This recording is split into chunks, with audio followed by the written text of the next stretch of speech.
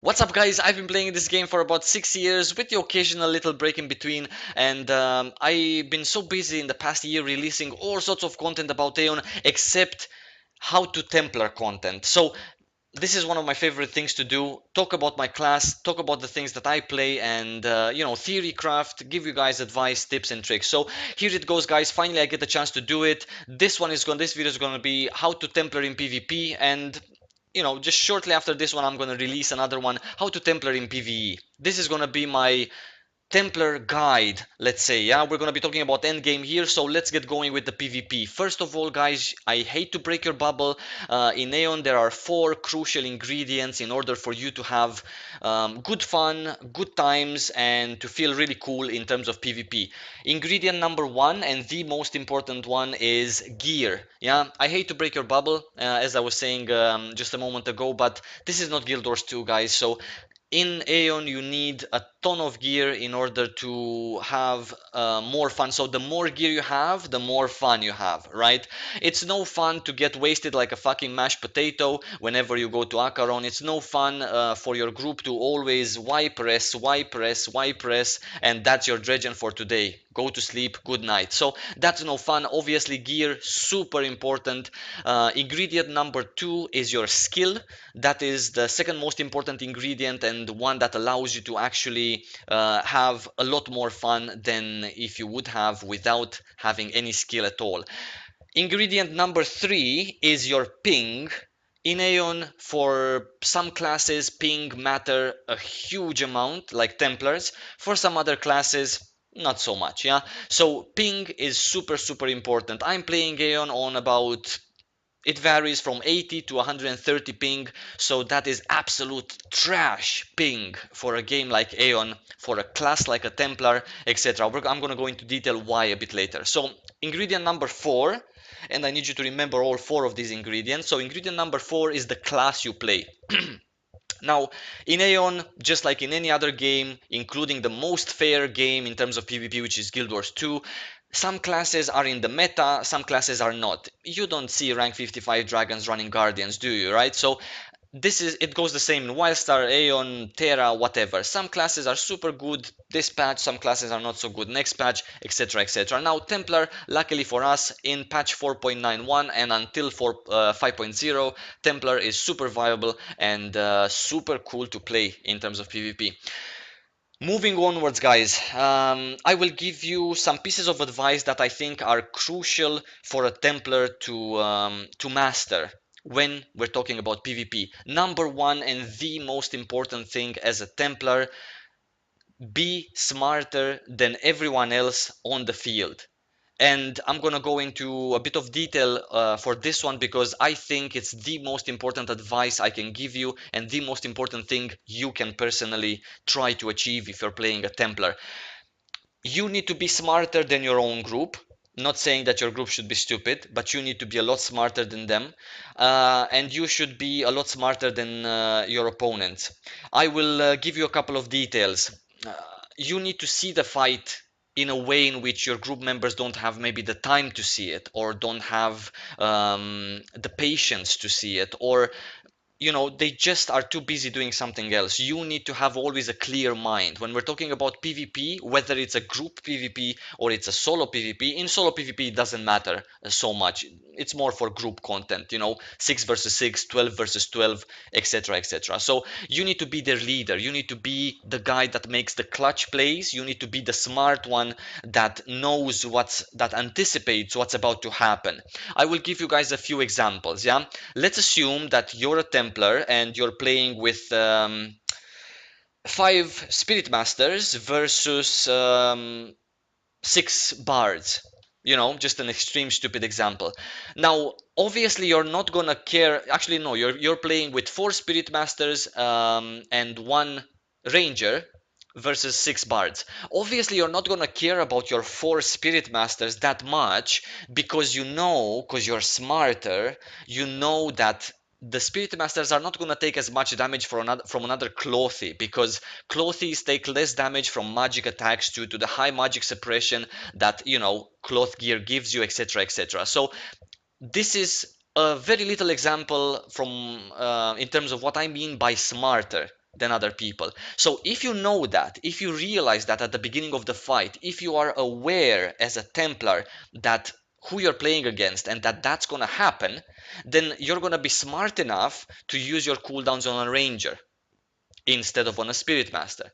Spirit Masters have all sorts of skills, you know, all sorts of self protections, all sorts of fears, etc. Rangers, maybe not so much. Of course, Rangers also have evades, but that's really fast. It goes away really fast compared to a Spirit Master's Spirit Substitution. So think always smarter, try to outsmart your opponent, and try always to help your group by anticipating what's going to happen. Yeah, for example, you're playing versus two gladiators. Yeah, and the rest of the group composition of your opponents doesn't matter, but there's two gladiators there. What do as a Templar? Are you gonna stay in the middle of your clothes, wait for those gladies to jump in the middle of your group and start AoEing you to shit? Or are you gonna go to the side of your group and you're gonna use your pulls? You have a two-man pull, especially for gladiators, especially because they jump in first, assuming the other people in that group are ranged and they stay more back. So you're gonna pull the gladiators away. You're gonna waste 10 seconds just by that of their berserking and good buffs. You have a single pull. If we go into more details in terms of this particular example, the two gladiator, you have a single pull as well. So you're going to be able to go into more details, be even smarter, and see which gladiator is the priority, which one does more damage, which one is the geared one, which one has the silence godstone, which one has the damage godstone. Obviously, you're going to be pulling the silence one away with your second solo pull. So this is what I mean by playing it smarter than everyone else in the field. Yeah, super important. If you're a Templar and you're playing versus a Spirit Master group, what do you know? You obviously know that that Spirit Master is gonna try to wait for you guys to come or rush inside of you and cast the fear so it can catch all of you. Why not just, that Spirit Master is not gonna cast the fear if you as a Templar rush forward and target him as a number one, even if he must be number one. You rush forward, you target him, and what's going to happen then?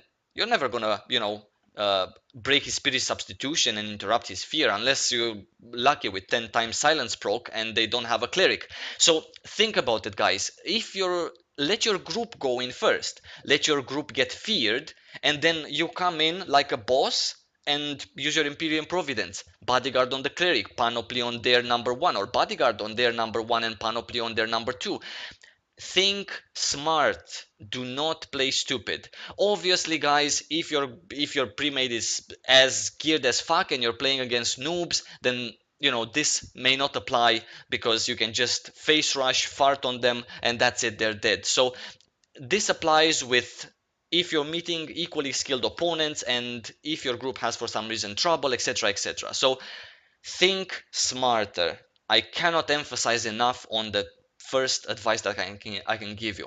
Advice number two, your group is more important than yourself. If you think that you're the boss because you're the last man standing, that means that something went terribly wrong, and most likely it's your fault as much as it is the cleric's fault in your group. Yeah? So your group, prioritize them instead of yourself. Be the one that saves your group. Be the one that remembers that without a group, you're never going to be killing 6 skilled players. Yeah, this is not Wildstar, and even in the most fairest of MMOs, the Guild Wars 2, solo versus 5, no chance, none. Remember that every MMORPG, every good MMORPG is a team game. Every game that involves multiplayer has some form of a team related aspect to it. So please remember that your group, your team is more important than you as a player individually in that particular group. You're not as important as the cleric, you're not as important as a bard, you're not as important as a spirit master. You're just not. This is the truth, how it is. Remember, guys, take care of your group, Take care of your DPS. Do not be afraid to pop big cooldowns at the beginning of your combat. If you play smart, again, I'm going back to point number one. If you see you're versus a spirit master, bodyguard someone and then position yourself next to that someone so you can at least get feared both the same direction in case that someone is their number one. Smart, not stupid. Templars, please. Advice number three, and this is the last big piece of advice that I will give you guys in terms of PvP. Make your healer feel super comfortable with you as a player. Do not be afraid to pop your cooldowns. It is super, super important. I've seen so many Templars in the times in which I was playing Ranger. I've seen so many Templars just needing the attention of the healer, needing the solo heals, the single target heals of the healer, needing rest. Giving a rest in a PvP if you don't have a bard can be a very painful fucking job. So do not die. Do not do stupid moves. You're in Kamar battlefield, 12v12. I know you have mobs on you. Do not be afraid to pop your 4k DP. Just to survive the first encounter, be super safe and not put the cleric under more pressure. Obviously, guys, here we're talking endgame and we're talking as skilled versus as skilled. We're not talking shitface AFK versus your GG pre-made, yeah? So remember that. When the going gets tough, this is when my advice applies for you. Your healer feeling safe means that he or she can cast those single target heals on the DPS instead of you. If you are safe, you also are going to intimidate the other group in terms of, yo, that Templar went in first. We kind of tried to burst him because we have 3 good sorcerers and we know that he probably isn't wearing magic suppression. Holy shit, with all of our skills, we got him to, I don't know, 75%, 80% instead of killing him. What did he put on himself? We tried to silence him, but it was too late to silence him because he went into the combat anticipating, point number one, that for some reason we're going to burst him, and he went already prepared. Be prepared. Super, super important, yeah? As long as you waste a couple of cooldowns on yourself without wasting, as long as you waste your opponent's cooldowns on yourself without wasting your cleric's cooldowns to keep you up, that means you've already won in theory and also most of the times in practice as well. So it is super important to, again, it just comes down to point number one. It is so, so important. Really quickly, guys, before Kunax the Slayer is dead, I will tell you that in PvP you can be a super good DPS as well. You can do super much damage. Depends what content you play. I advise you changing from stigma to stigma. I have a PvP stigma guide ready for you guys. We'll post that also soon, so check that out if you wanna see in terms of stigmas. In terms of gear, I am having currently 3 sets. 2 of them are rank 1 PvP sets, Eternal. One of them is Crit Strike Magic Resist. Why? Because I want to resist some ranger traps, I want to resist some arrows, I want to resist some ankle snares. And I need the crit strike because crit strike is fun to have. Number 2 set is my attack HP crit strike set, some composites, some simple mana stones. That's because I want a DPS as well. Number 3 set is a PvE set. It's the Rentus hard mode set. I know, to my shame, I should have had the invasion leather set, but I don't, because that the PvE Rentus hard mode one, Rentus hard mode one gives me lots of magic suppression because of the 3 ancient mana stone slots. So that's how I roll. I love my extendable greatsword. It has a paralyzed godstone, and in terms of Edian, I am using the magical and physical attack because I want PvP attack, simple attack, and magic accuracy. That's what I'm looking forward in an Edian.